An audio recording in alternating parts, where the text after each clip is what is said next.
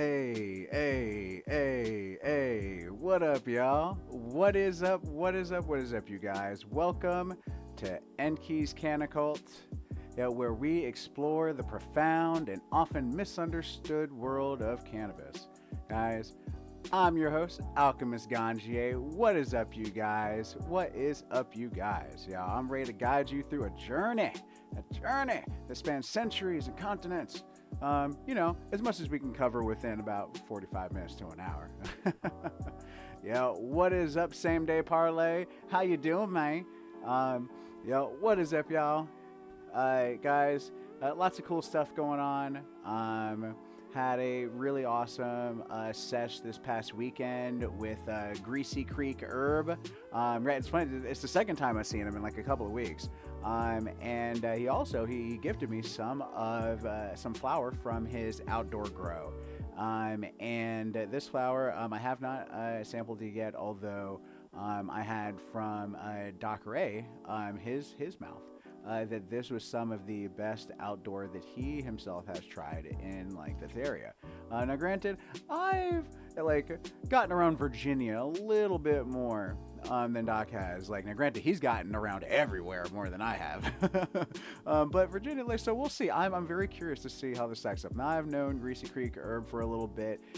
He was one of the driving forces behind the Frenchy Cannolis Dreams of Hashish movie sesh that we had down in at Mount Zion and Boone's Mill a couple years back. I mean, which was such an amazing time. A really learned individual. He is. I really like the way he thinks. We had some great conversations just about the plant and looking at it from angles that I don't often really get a chance to consider when talking with other growers. So it was just really stimulating conversation. Very, very awesome. What up, Rob? How you doing, bud? I know you gotta be feeling pretty groovy right now. He just got his standardized assessment protocol assessment for his atomic smash cake, and I gotta say, one word comes to mind: outstanding. It's very, very cool.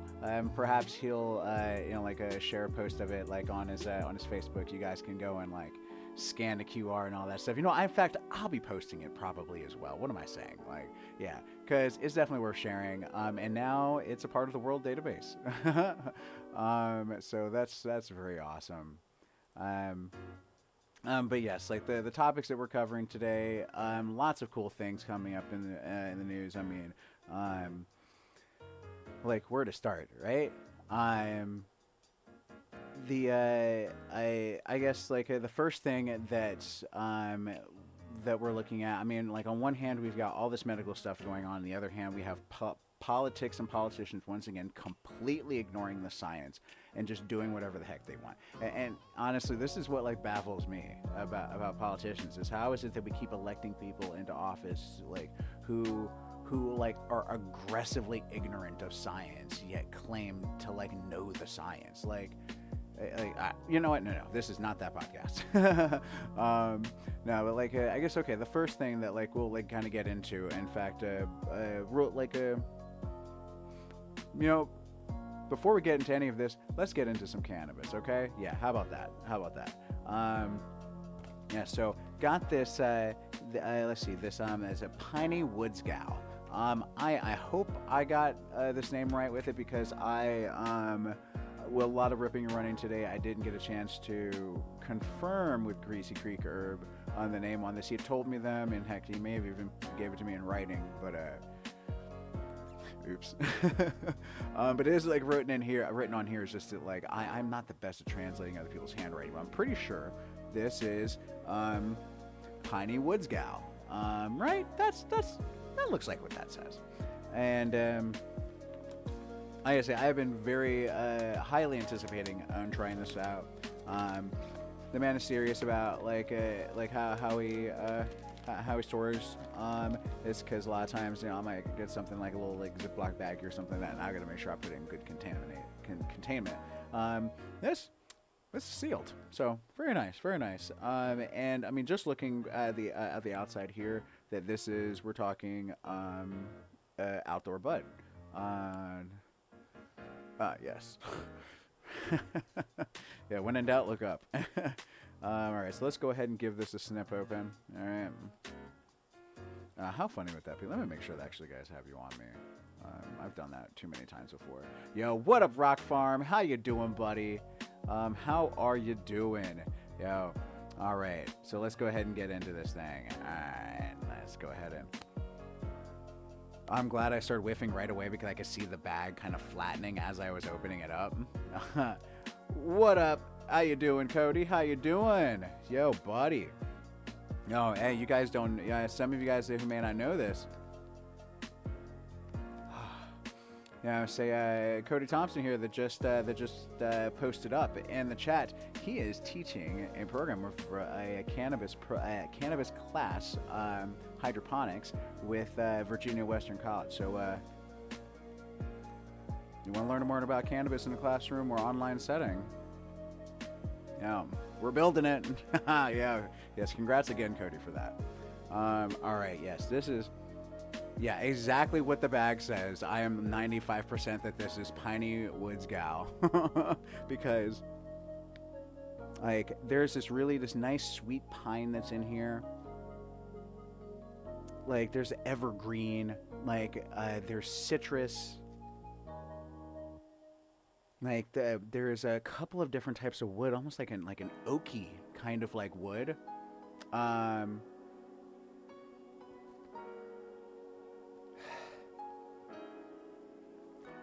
Oh, wow. This smells like the great outdoors, like the great outdoors.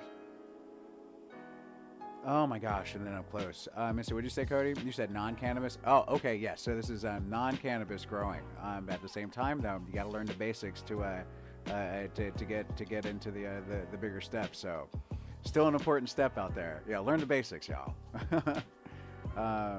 Man. This is there's another scent here that I heavily relate to outdoors in a good way when you're just out there on a hike and you just like you smell that, like it's almost like the essence of like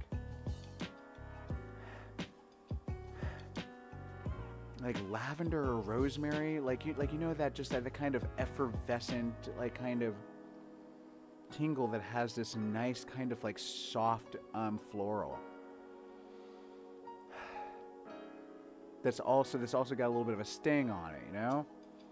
Oh my gosh. Yeah, I am excited about this. Of course I'm gonna let you guys have an up close look. Yeah, Cody said it's all the same in the end. We're growing tomatoes, so not much difference. Exactly. In fact, if I recall, Blue Ridge Hydroponic, before we moved into the era that we're in, they were like helping you grow your tomatoes for like 10 years or whatever. Yes, no, tomatoes are such a great analog. All right, guys, let's get a closer look at this flower here. All right. Oh yeah. Okay, so it's definitely got some marks that like you would guess off of like outdoor. You know, there's a little more. It's a little wilder looking. You know, it's got a little more sugar leaf intersperse action like in these areas here. But I mean, this is beautiful. I mean, look at that. Look at that squeeze response. It's got a good density to it. This ain't no foxtail, people. Me likey. Let's see. Wow, and then the frost on that. Oh yeah, y'all know we got to get a closer look on this thing. You know we got to get a closer look on this.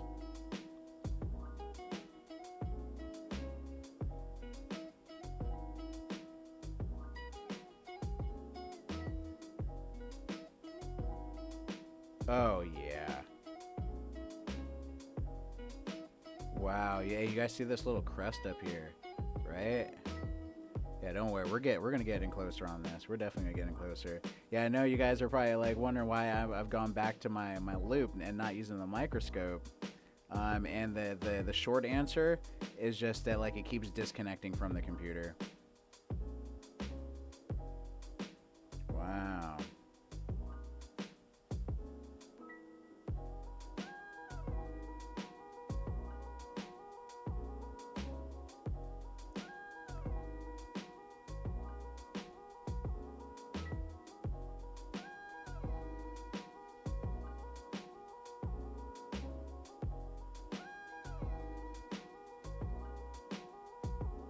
Wow, just to have a rough idea of like what we're looking at here.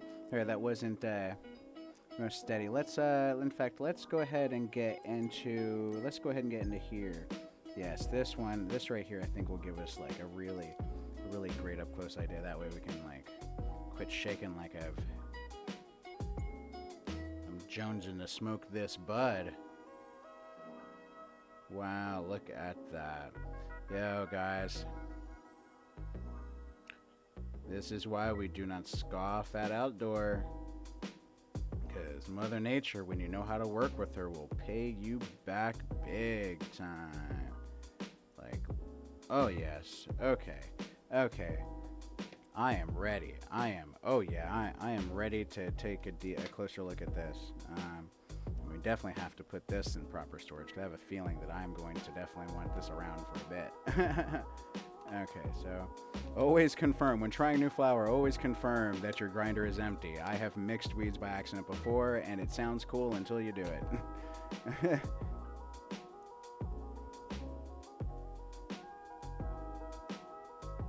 Alright, so we'll go ahead and get some of that, a little bit of that leaf action off of there, but no, not too much. Now this, as it was marked on the bag, this is from obviously being an outdoor run from this past season. So this has had a little bit of time to cure, and like the citrus and floral on this is actually like growing quite exponentially. I was surprised. I was expecting us to be pineier as I'm breaking it down, but I'm actually getting a lot more floral. It reminds me of Jack in some ways. And I don't mean the pure Jack. I mean like the Jack that like most everybody knows.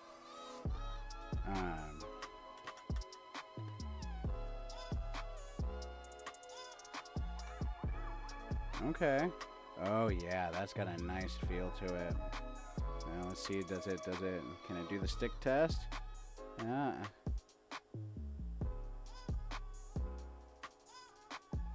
Oh, yes sir. Yes, sir, very much so. And that little bit there, I just didn't get that in there, so it's not like it fell off. Yeah. So that is very nice, very nice. Okay, now that I'm actually much more up close into it, it's really like it's so piney and citrusy. A lot of that floral, I think I might have been mistaking as a part of the sweet pine. So there's like a good mix here of alpha and beta pinene, I believe, because there's a lot of just pure pine in there, but then I noticed that there's also sweet pine that's so sweet that when mixing with the pine, it is almost floral. But once I got much more like deep into that, I could smell the citrus, I could smell the pine, and then a lot of that, once I parsed through the pine a bit, like it became much more obvious that like it was mostly just very herbaceous pine. This is super piney. Like this is like, yeah. The fact that I'm toking this after 8 p.m., I feel like I might as well be getting ready to drink a coffee, I think. But you know, we'll see. Yo, hey, what is up, Growing Places? How you doing, bud? Yo, what's up, Janet? How you doing? Yeah, so let's go ahead and pack up some of this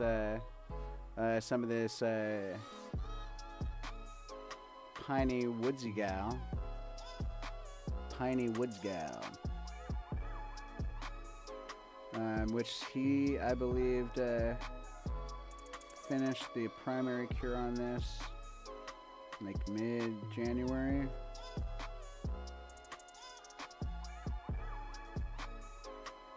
Okay, there we go.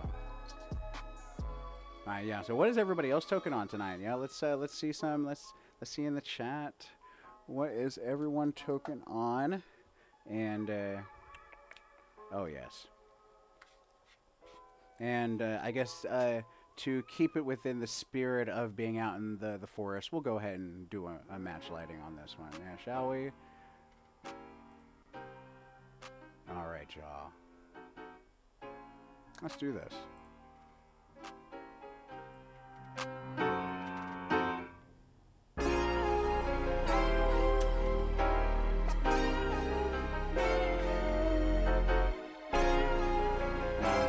It's always important when you're using matches to get flavor that you want to burn off the head first, okay? Alright, cheers, you guys.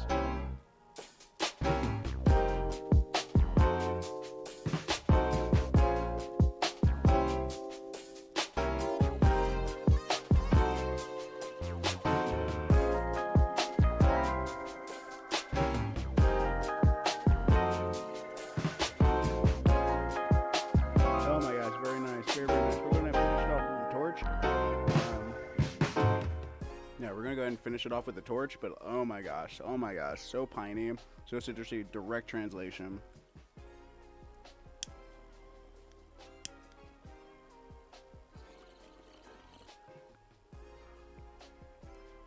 Wow. Wow. That was very, very smooth. That was very smooth.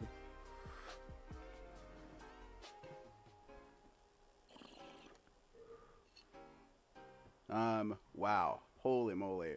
That was good. That was that was good. Wow. In fact, like, I need to, like, make sure I put this stuff in the appropriate storage, like, very soon, so it's preserved as good as possible, because that is really nice. Now, of course, also with, like, outdoor grown flower has a tendency to sit a little better, like, out in the open. Like, you know, if you've got a pile of indoor grown and outdoor grown of the same cultivar, the outdoor grown is going to keep its aroma longer, just because it's kind of used to just being out in the elements. But I digress. There's an initial onset with it. It's very subtle, like you would expect from cultivars that rock kind of that pine, that citrus, you know, that kind of fall a little bit into that weederall class. Like, it's nice, uplifting and present. Very, very, very, very nice smoke. Oh my gosh. I definitely will be toking this in the morning time for, like, until it's gone. Peak rising, you saw I'm buffering. Oh wait, is there a buffering problem, or are you saying that I'm buffering the hit?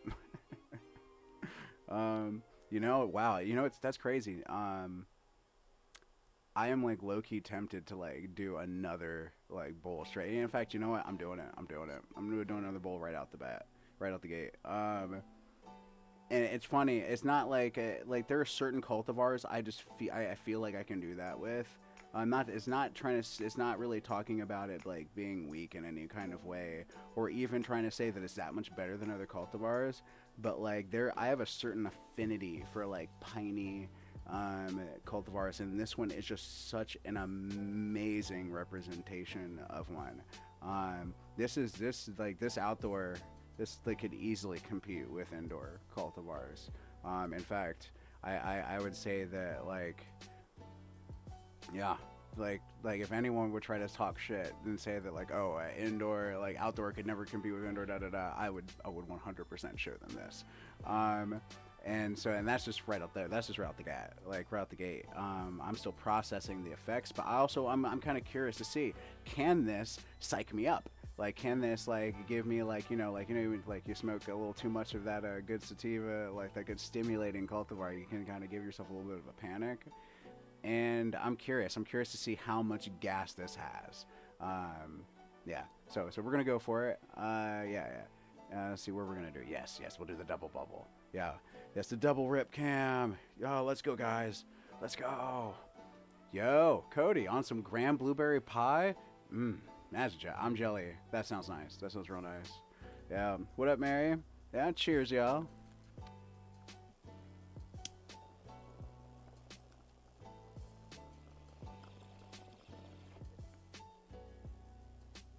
Oh my gosh.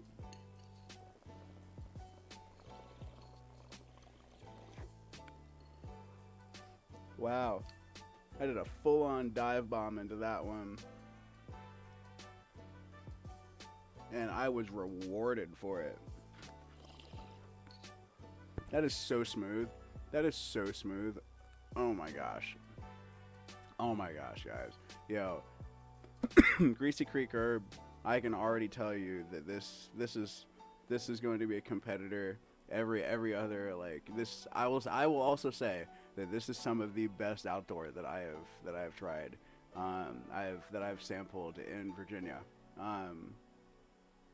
Wow, man, this is such an awesome year. Like, first, I came across an amazing, like, atomic smash gate. Not that I've sampled that cultivar before, But like that one with like Rob Dooley just talking about earlier this episode, and now this one here. Now I've known Richard for a little bit now.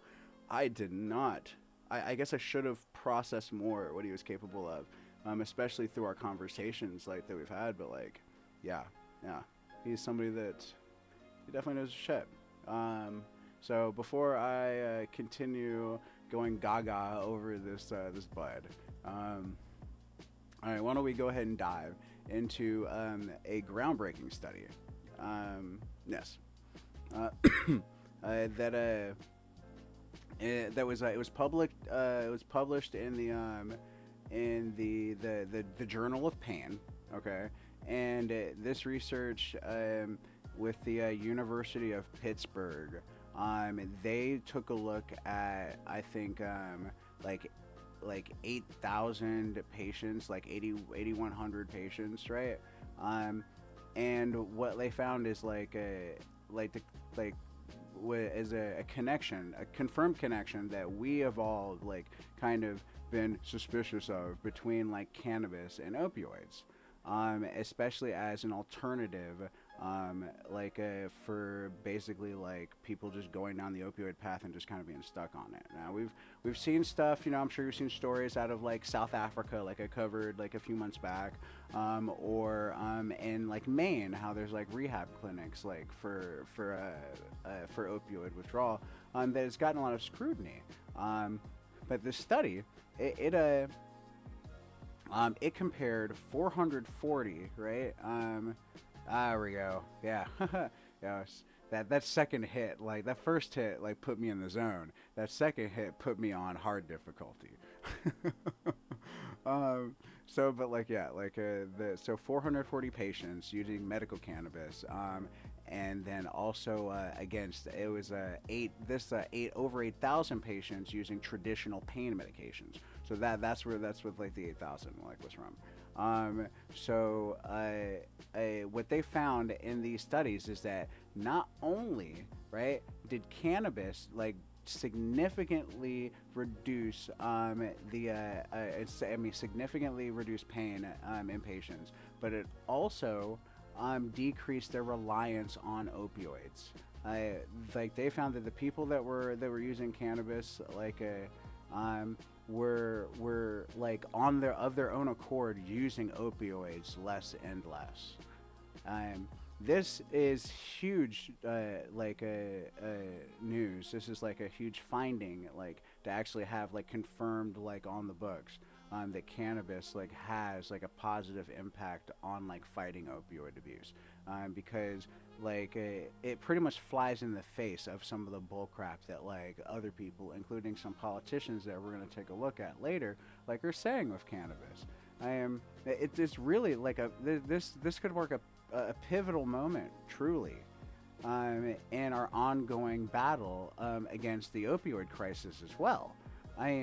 Like I said, like there's so many people that once they go on the opioid like path, like it's very difficult to come back off of it, mostly because like there aren't really any other substances or that they'd want us to believe that there are that can really like help us out, But cannabis, like, right, this is like something that's presented as a much safer and a more effective pain management strategy. Like, that shit's really, really cool. So, like, shout out to University of Pittsburgh. I was only able to find the abstract on the study, but the abstract pretty much like lays it all out, like their findings and everything. It's really, really fantastic news. Yes.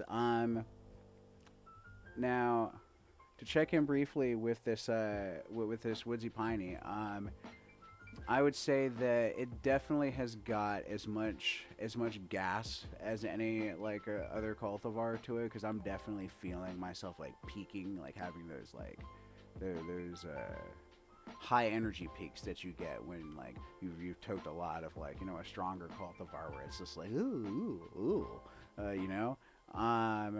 Like they're still pretty manageable though, and I mean so much of that due to the fact that like even though there was these really nice like piney citrusy, there's so much earth in this toke. It's a very like stable, like very grounded, yet still intensely uplifting high.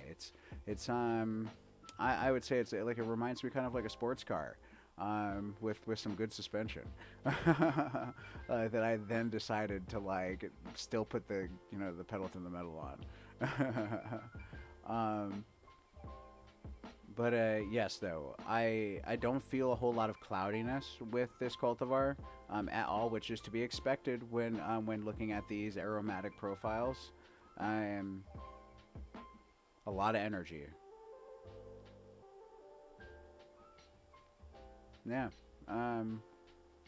So yeah, and that's like honestly something to appreciate with cultivars like this, is that there can be like pretty straightforward. I get this nice little pressure behind the eyes, but it's not enough to cause like dry eye, And I don't really have like I don't have a whole lot of cotton mouth either. Although like definitely like I feel like this energy in the pit of my stomach that like that tells me that like, hey, next time smoke a little less. So this is definitely one of those, if you're someone with anxiety, you could definitely toke this, but like yeah, if you go hard in the yard, you're probably going to be feeling a little like, ooh, oh boy, like hey, I'm like looking out the window and stuff. Like, right? Do you remember that? I think we've all been there, right? Smoked a sativa, a stimulating cultivar, a little too strong, and then next thing you know, we're like looking out the front curtains for like no reason, not even sure what we're looking for. It's stupid. But yes, that's why everything in moderation. So next, let's we're going to explore a little bit the nuanced relationship between cannabis and autism. And so I found this Substack, right, that I was looking at the how cannabis can alleviate and like in some instances like complicate the lives like of those who are on the autism spectrum, and a part of what they're talking about like involved CBD cultivars. Those are like more balanced, but also kind of like what I was talking about here, like cultivars that are in general very well balanced. Like that have like a nice like earth like a base to them if they're going to be like stronger cultivars, because like I say, like without the good base on this this cultivar here, it would be too much, and like for someone on the autism spectrum that already may potentially be dealing with like sensory overload issues, like having that extra like jolt of like energy could be like a lot like too much. But some of these more relaxing cultivars and like CBD rich cultivars and like well-rounded ones are having really awesome like a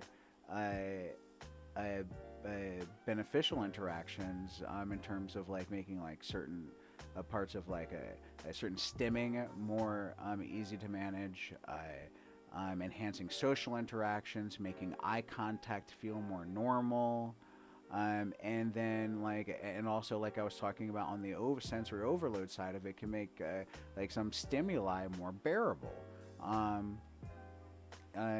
Like a So this is really interesting stuff that they're kind of going into. Although the Substack, which I like, you can like find on like the Cannabis Reddit, or I'll also share on my Facebook page, is that there's a lot of concern around other experiences that people have had that are on the more negative side, such as intensified sensory perceptions and increased anxiety. And one of the things to kind of understand with that is that as they talk about the types of problems that people can come across when like on the autism spectrum with cannabis, something that becomes very apparent to me is like that someone that was a counselor for 10 years and also like has like been working with cannabis in one way, shape, or form for the last 20. There are a lot of the same things. A lot of the negative impacts that people on the autism spectrum experience that from cannabis that can make the whole experience less pleasant are all the same types of negative experiences that most people experience when it comes to cannabis. So that the issue when it comes down to that is really going to be like the solution is going to be the same as it is really for anybody, is like finding the cultivars that work best for you in terms of like having a nice robust aroma profile, so that when you are smelling it, like you can really like fully smell it. Like you shouldn't be like having to get all the way like close up in it to like smell anything at all, or like breaking it up, and it's like not like when you have no aroma profile, that's a sign of like degradation, and when you have degradation of the aroma profile combined with like a high THC amount, basically like the THC acts like a magnifying glass for like everything for you, like everything is going to seem like more intensified because you have this like invisible psychoactive filter like messing with you. Whereas like when you have the more robust aroma profile, or you have like other cannabinoids such as CBD like present to try and like keep the THC absorption in balance. Like when you have those other elements, like one, like the CBD keeping it in balance, it helps like control like how like much THC is being absorbed at any given time. So you're less likely to start peaking I'm feeling like I was feeling. Actually, I don't really feel that so much now as I was before.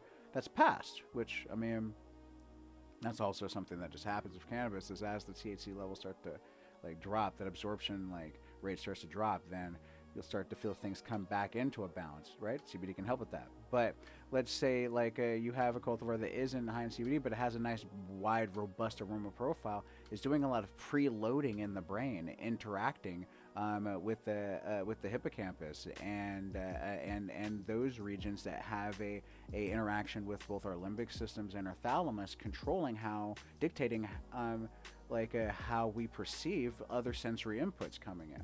Right? So then it allows the THC to be viewed into a certain context. That can actually allow the brain to process information a little more smoothly. These types of effects, and also helping us will also help with our modulation of the mirror neuron systems in our brain. The mirror neuron systems in our brain are what are responsible for our capacity from learning through observation. When our neuron systems are fully active, we're able to very easily learn from watching someone else do something, because our brain is replicating their behaviors neurologically while we watch them. But when it is fully closed off or shut down, then that is not happening. One thing that has been observed in many people on the autism spectrum is their mirror neuron system often has difficulties with being with its activation states. So when you take into consideration how our endocannabinoid system helps modulate homeostasis and helps keep things functioning within a good band of operation, then you can also see that how they can help modulate mirror neuron system function as well. And then when you take into account these other brain interactions, right, through the olfactory stimuli, and how that compounds in its activity with THC absorption coming in through the brain, we have now this gigantic synergistic effect. Something that we are still learning a lot about, and we're only scratching the surface on. This intricate play that we have though is still showing that there is great potential for benefit for those on the autism spectrum, and this also highlights a much greater need for personalized cannabis therapies, and this is I guess also emphasizing the importance of I guess I keep saying it over and over, but it's so important of just careful cultivar selection and dosage selection. Just like here with me, right? Doing that double bowl, right? That for me, yeah, sure, it's fun and games. I am a seasoned a cannabis consumer and a professional. You don't try this at home. Although if this were part of my medication regimen, like this like specifically here, and I were prone to anxiety and on the autism spectrum, this right here would be ill-advised. So it's a context, right? The consideration, and of course, like that personalized cannabis therapies. That's going to be one of those really really huge things. Something that I help with as well. In the work that I do through Enki's CannaCult, in my consultations as a Ganjier.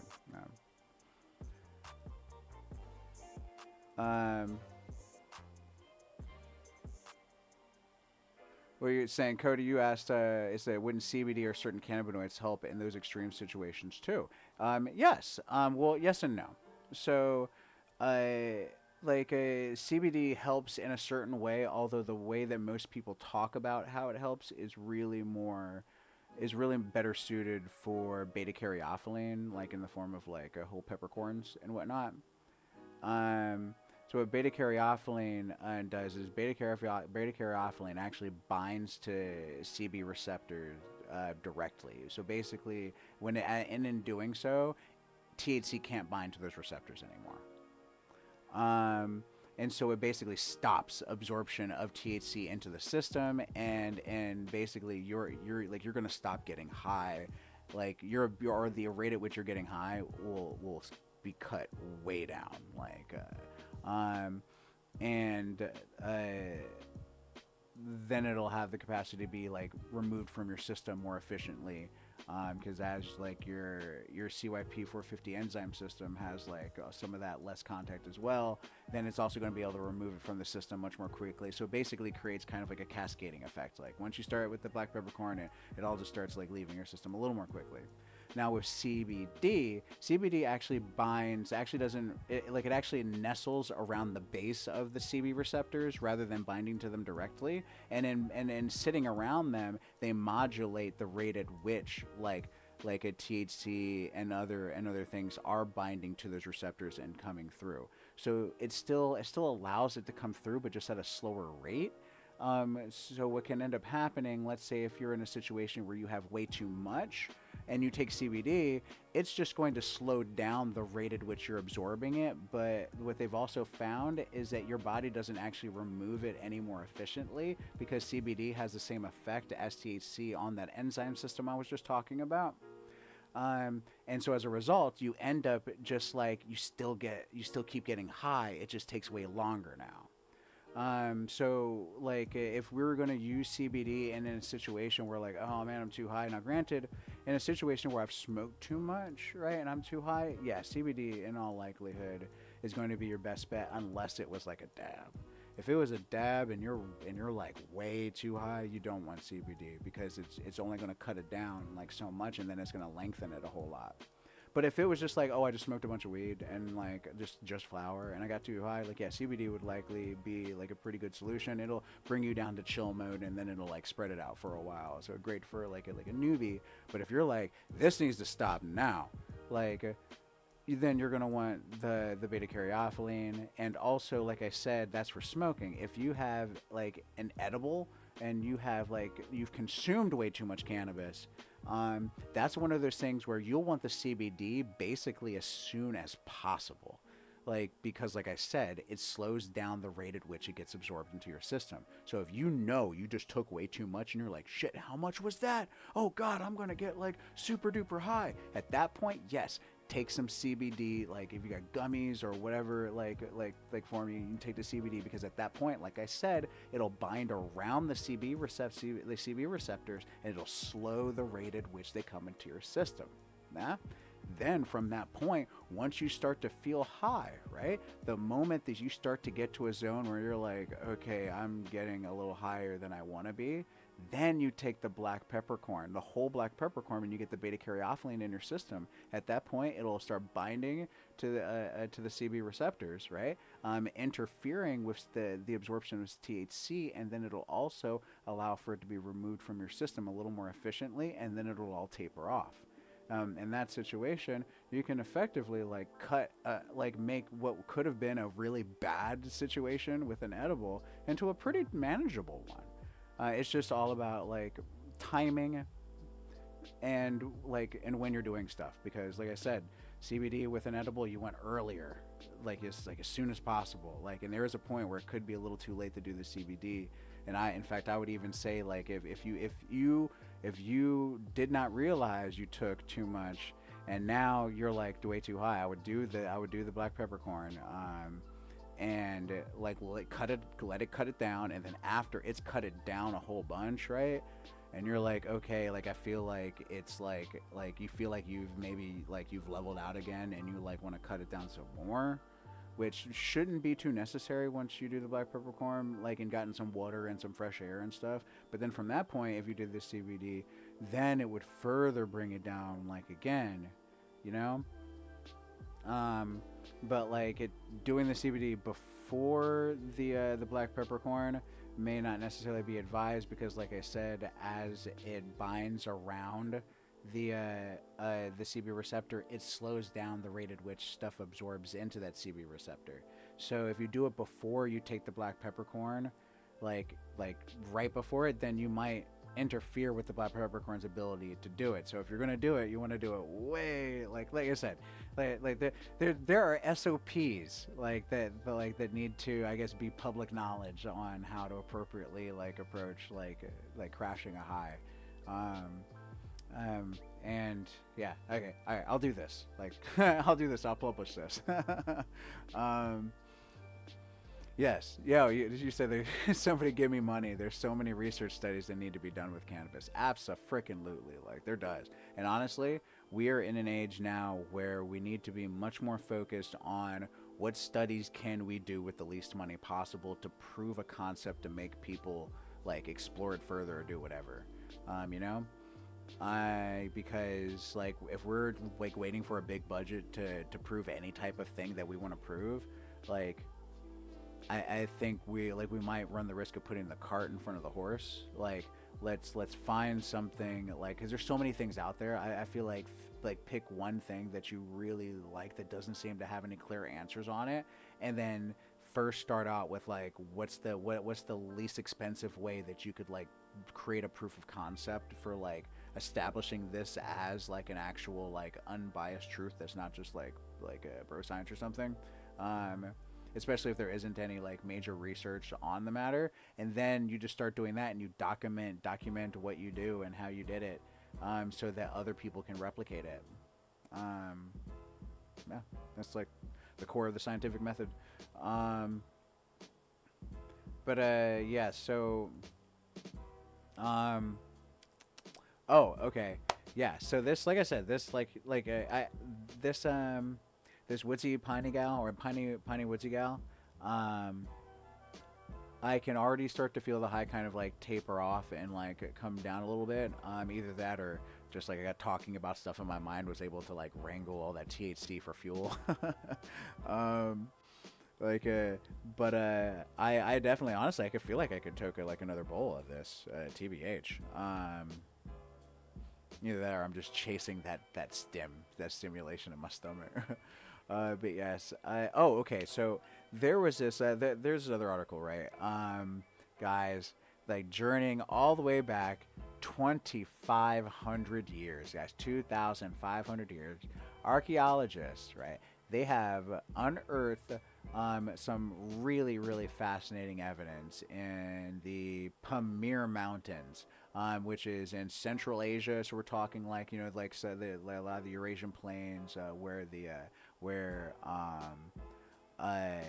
husbandry, or racing horses and whatnot, was first originated, where the Yanmaya existed.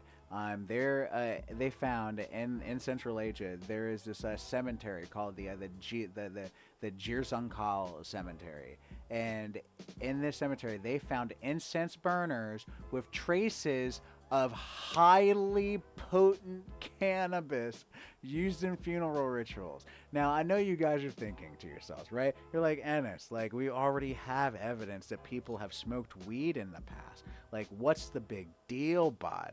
Like, who cares? And you missed a key word in that sentence I said. Highly potent cannabis. That is right, guys. After all that BS crap talking that people like were doing on how strong weed is today, and like back in my day, weed wasn't that strong.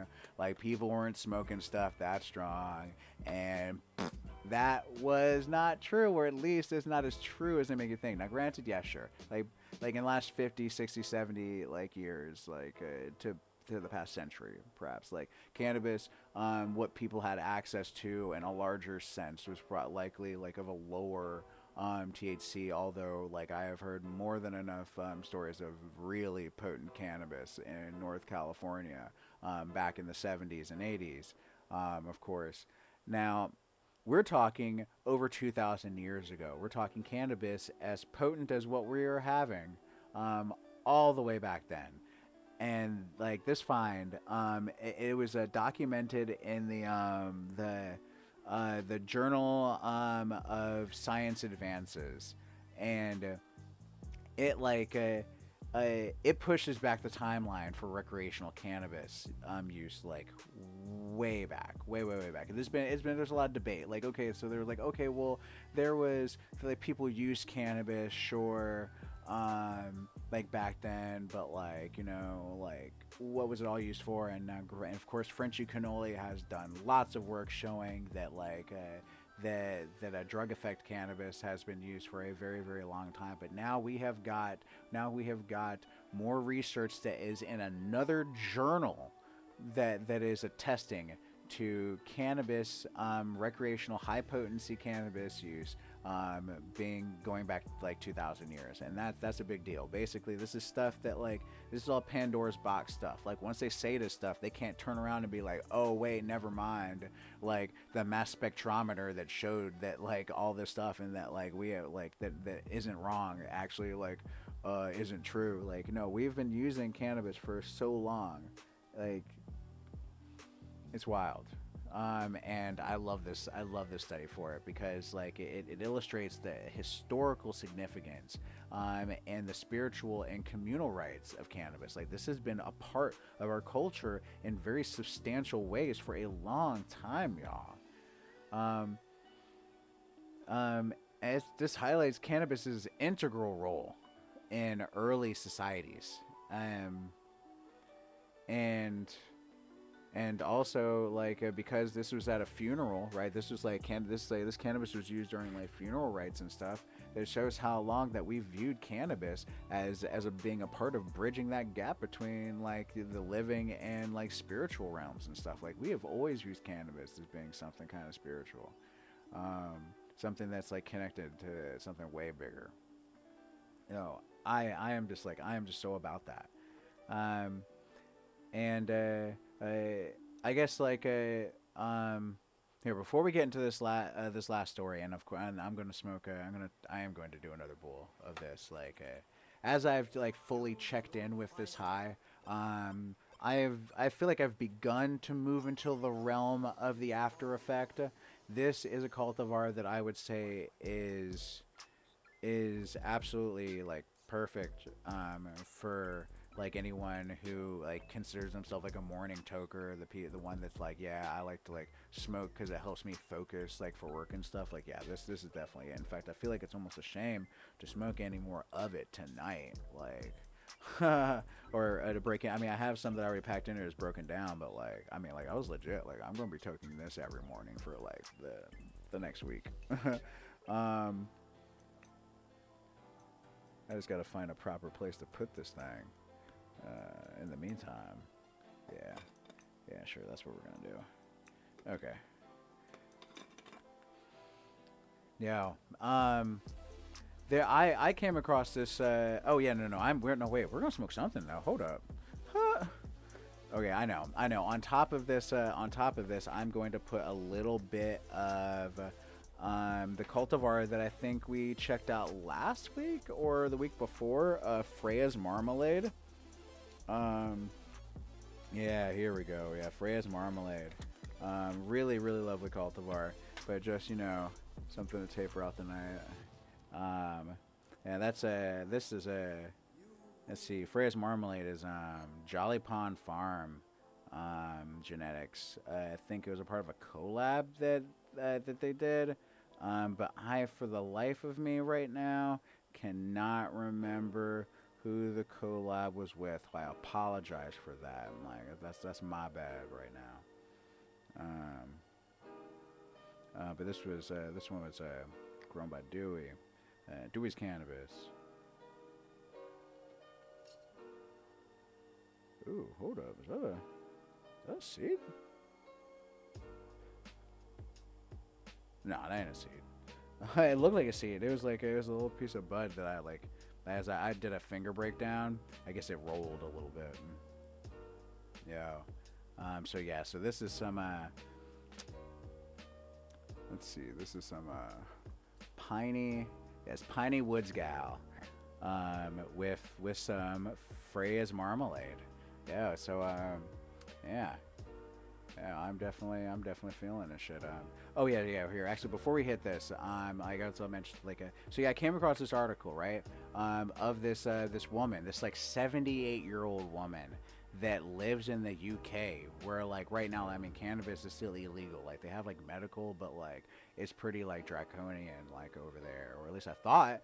I mean, it probably still is, maybe, but this woman, she basically did this interview where she's she's got MS, and that weed is the only thing keeping her alive, and that she said that she's just yeah, I have MS, and cannabis is the only reason I'm alive right now. And I'm just wow, that's truly amazing that to know I mean, could you imagine if she lived in if she was the same age 20 years ago, her family might not have her right now, with her, and she's she was smiling, happy, around doing stuff. And granted, I mean, she's still got MS, she's still unwell, but I mean, I know people half her age with MS that when I was younger that were just suffering or just really doped up, and to see that someone with a natural medicine like cannabis, a medicine that also brings me and so many other people healing, relief, that it's keeping her alive, that's absolutely amazing. And so I wanted to share that with y'all, because we should definitely cheers to that with this this Freya's Marmalade, Piney Woods Gal. Yeah, cheers, you guys.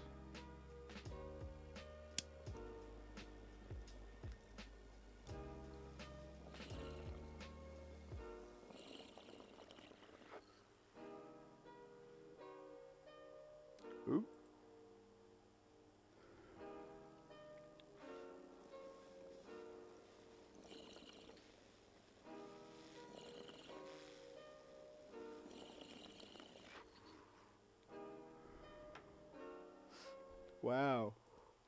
Wow.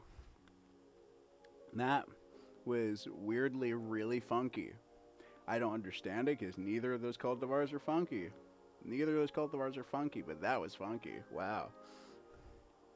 I was a kind of almost it was I don't know, nothing more of a dank funk, oh wow. That's crazy. That is crazy. So lastly, last story of the night, we're going to address the current political challenges facing cannabis.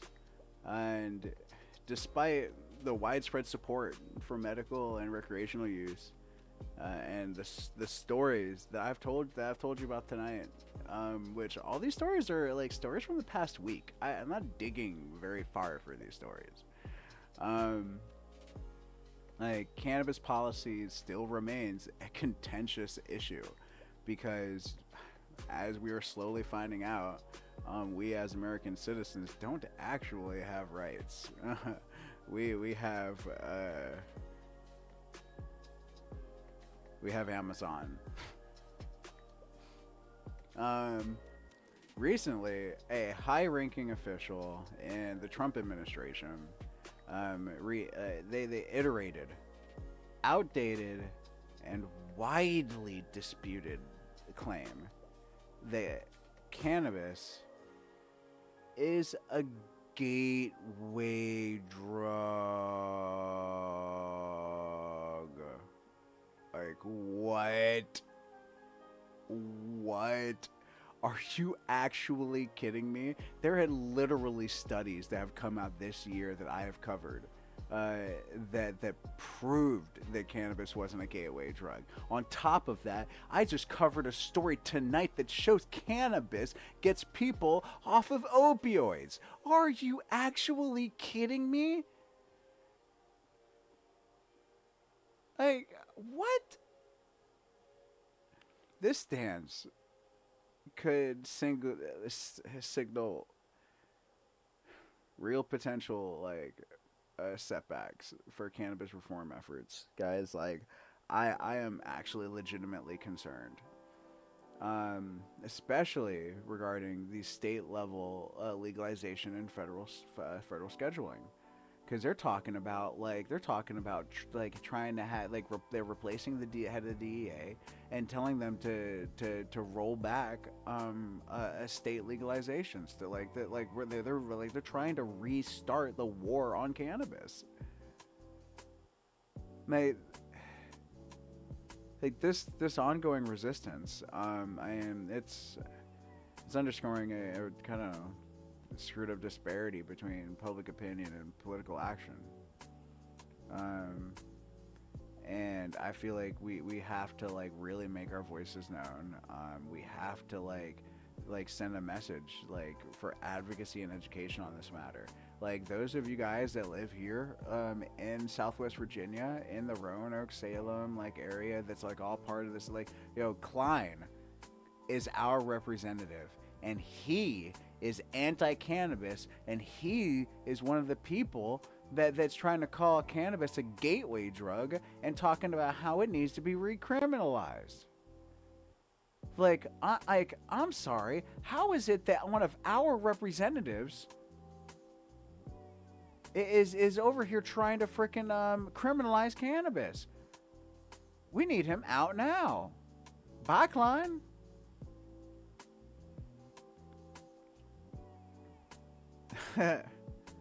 Yeah. Wow, that combo is a very nice combo. The way it's hitting has just really, really like lovely like stimulating, like pseudo relaxing body combo. Yeah, very nice. But definitely guys, let me know your thoughts. Post in the comments. Shit's crazy. I say that's all for today's episode of Enki's CannaCult. From these ancient funeral rituals to also modern ancient medicine, and this like ongoing bullcrap political debates. Like, the world of cannabis continues to evolve in very, very interesting ways, unpredictable ways, perhaps, interesting nonetheless. And there are going to be some new challenges for 2025, along with all of these new opportunities that are presenting themselves. So we got to be prepared. We got to be ready. But also remember, I said opportunities too.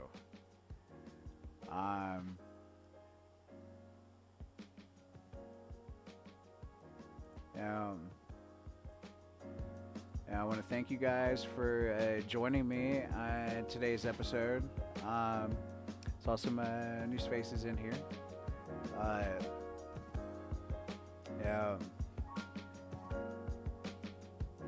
Let's make sure that we're making our voices heard. I love you guys. Make sure you're taking care of yourselves every day. Make sure that you're making time for yourself. I want y'all to stay curious, stay informed, and keep cultivating your connection to the world of cannabis.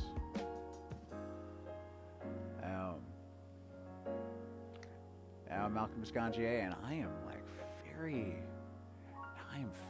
I'm very high now.